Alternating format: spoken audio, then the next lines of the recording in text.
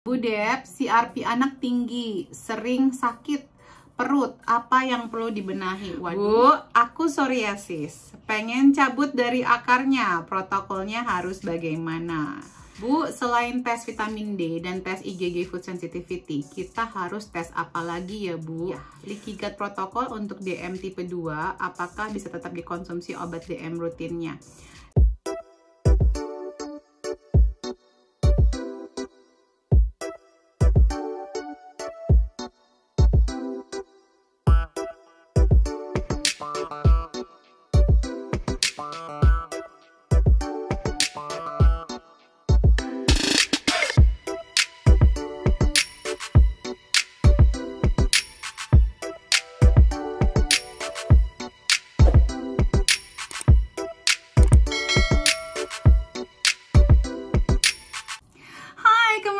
Bersama saya Debbie Jamari, your favorite naturopathic practitioner. Kembali dalam segmen Tanya Sehat Debbie, di mana teman-teman bisa bertanya apapun lewat Instagram Root of Life UK di akhir pekan. Nanti saya jawabnya di sini. Terima kasih yang sudah subscribe, sudah lebih dari 6.000 subscribers. Waduh, thank you so much. Semoga terus di-share, terus ditonton. Jangan lupa nyalakan lonceng merahnya biar nggak ketinggalan video-video terbaru saya. Thank you. Oke, kita akan mulai. Ini minggu keberapa ya? Minggu terakhir bulan Oktober. Mohon maaf ya, kita ada kendala teknis sebelumnya, jadi agak telat yang kemarin 2 minggu sebelumnya. Padahal saya langsung bikin loh videonya. Yuk kita jawab pertanyaan-pertanyaan ini. Jadi teman-teman yang baru nonton ini, gimana caranya mau ikutan? Teman-teman silahkan main-main ke Root of Life UK Instagramnya. Nanti boleh pas dibuka segmennya langsung tanya, saya jawabnya di sini. Biasanya langsung saya buat videonya, nanti tim desain saya akan mengupload videonya. Oke, pertanyaan pertama dari Cheeky Balls. Bu, aku psoriasis, pengen cabut dari akarnya, protokolnya harus bagaimana? Cek vitamin D levelnya, terus optimalkan vitamin D levelnya. Gimana cara ngoptimalinnya? Ada di video saya di sini juga, ditonton ya. Terus tes food sensitivity IgG sama food alerginya. Udah pasti ini dari pencernaan kalau sampai psoriasis. Belajar EFT kalau bisa, atau belajar terapi menangani stres lainnya untuk mengurangi stresnya. Ini pasti dipicu sama stres levelnya. Rubah pola makannya jadi pola makan yang tinggi vitamin dan mineral, minimal proses, dan sebaiknya organik. Tingkatkan asupan nabati, sayuran, biji-bijian, kacang-kacangan, beans, whole grain, ikan, banyakin ikan berminyak, tapi jangan digoreng ya. Kalau bisa 150 gram 3-4 kali seminggu. Stop konsumsi semua tepung terigu dan semua produk turunannya. Terus juga ada roti, mie, apalagi ya, pokoknya semuanya deh. Roti, mie, kue-kuean, stop semuanya. Martabak, semuanya stop. Mengurangi dan meminimalisasi protein dari hewani sampai sembuh. Dan kurangi konsumsi makanan yang diproses dan alkohol juga. Jadi kalau untuk suplemen ada fish oil, ada zinc, bisa dicek juga zinc levelnya, vitamin A juga dicek, selenium, vitamin E, tadi vitamin D udah ya. Kalau ada kemungkinan kandidiasis, ini mungkin terjadi di orang-orang yang punya psoriasis, bisa menambahkan milk thistle, atau ada khusus ya kayak Pau de Arco atau wormwood untuk menangani kandidiasisnya. Oke, pertanyaan berikutnya. Banyak belajar ya Bu, panjang soal ini satu webinar sendiri biasanya. Berikutnya Mrs. Soleha. Bu Dep, CRP anak tinggi, sering sakit perut, apa yang perlu dibenahi? Waduh, ini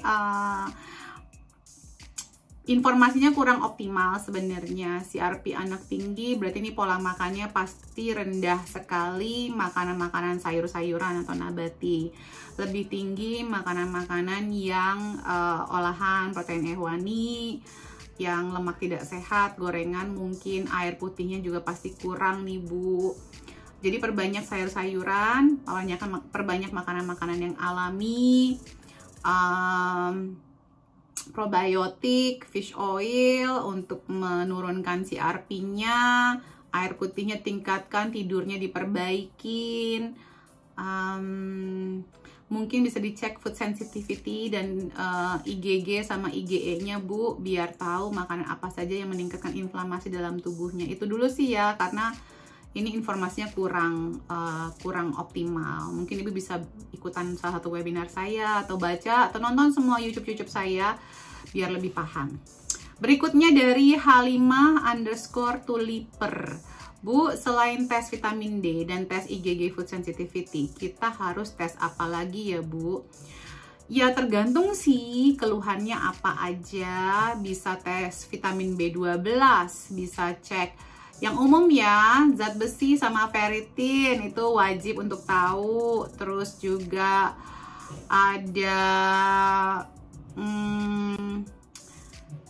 zinc juga boleh dicek. Kalau saya ada keturunan gula darah atau masalah diabetes, saya cek HbA1c saya, fasting glukosa, fasting insulin. Saya juga mungkin kalau orang yang susah nurunin berat badan atau susah naikin berat badan bisa cek thyroid panelnya, ada TSH, ada free T3, ada free T4. Jadi tergantung sih teman-teman. Kalau yang punya kolesterol ya cek kolesterolnya, jangan cuma total kolesterol tapi juga HDL, LDL, trigliseridanya.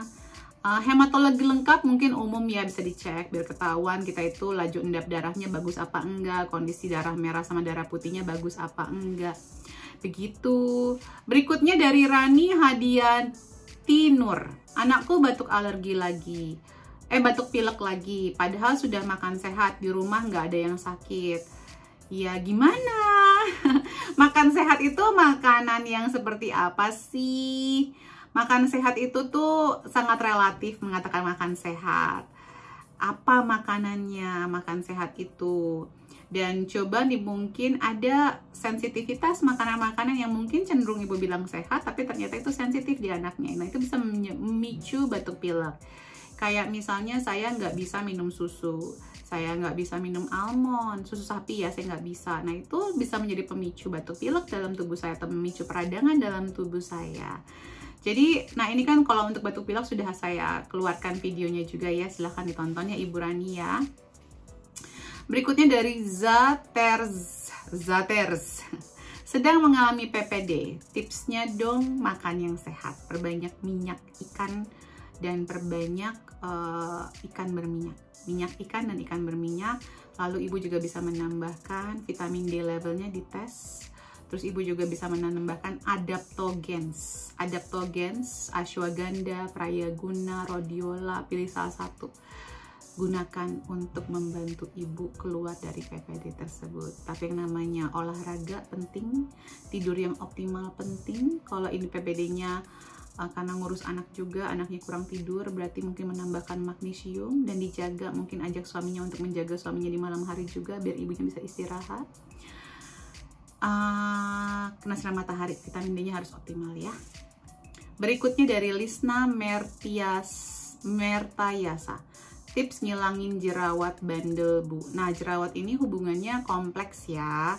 Ada yang hormonal, ada yang memang gara-gara masalah pencernaan karena salah makan. Kalau saya makan almond, karena saya sensitif sama almond, itu saya jerawatan gitu loh teman-teman. Jadi tergantung nih jerawat bandel-nya di mana.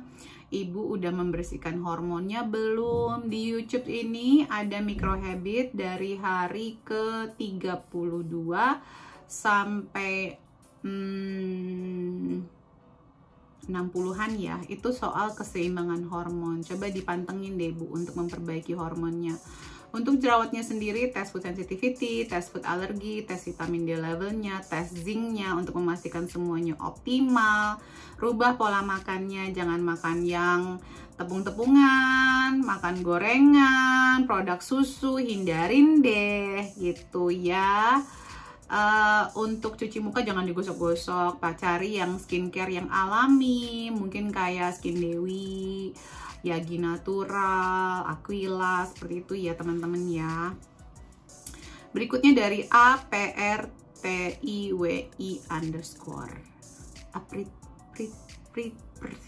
Pertiwi. Pakai kutek sehat nggak Bu Dep? Enggak, saya nggak pakai kutek lagi. Ya, saya mengurangi paparan racun buat tubuh saya. Walaupun ada kutek sehat, ya nggak kepikiran sih kuku saya lumayan manis dan cantik. Nggak perlu. Mungkin kalau ada acara, tapi itu juga saya nggak kepikiran sih. It's okay. Yang penting kulitnya sehat dan ngeping gitu, jadinya nggak perlu dipakai kutek. Berikutnya dari Kai_Ken. Bu detox pencernaan psyllium husk plus Ben Clay, minumnya apa boleh dicampur ACV? Boleh Bu, jadi saya tuh bikin ramuan si detox pencernaannya, sampingnya ada air ACV, jadi buat ngedorongnya Bu. Buat ngedorongnya, jangan dicampur aduk, ntar malah susah. Kalau saya buat ngedorongnya, jadi sambil minum itu sambil minum si air ACV.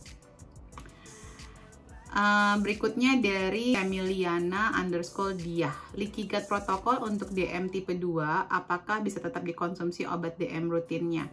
Nah, kalau bertanya sama saya, idealnya sih obat kimianya dihindarin, jadi rubah pola makannya, jadi jangan cuman leaky gut protokol aja. Hindari makanan-makanan yang memicu kadar gula darahnya, tingkatkan makanan yang seratnya tinggi, yang karbohidratnya yang kompleks. Jadi nggak perlu minum obat DM-nya. Tapi kalau mau sambil minum obat ya boleh aja. Tapi ingat ya, salah satu alasan kenapa orang-orang mesti punya menjalankan leaky gut protokol itu karena sudah mengkonsumsi obat-obatan kimia. Ya, obat DM ini tergantung obat DM yang mana ya. Sebenarnya bisa kita gantikan kok dengan macam-macam yang lebih alami. Itu Bu. Berikutnya dari, udah selesai kah? Sebentar, saya pastikan ya, semua sudah selesai.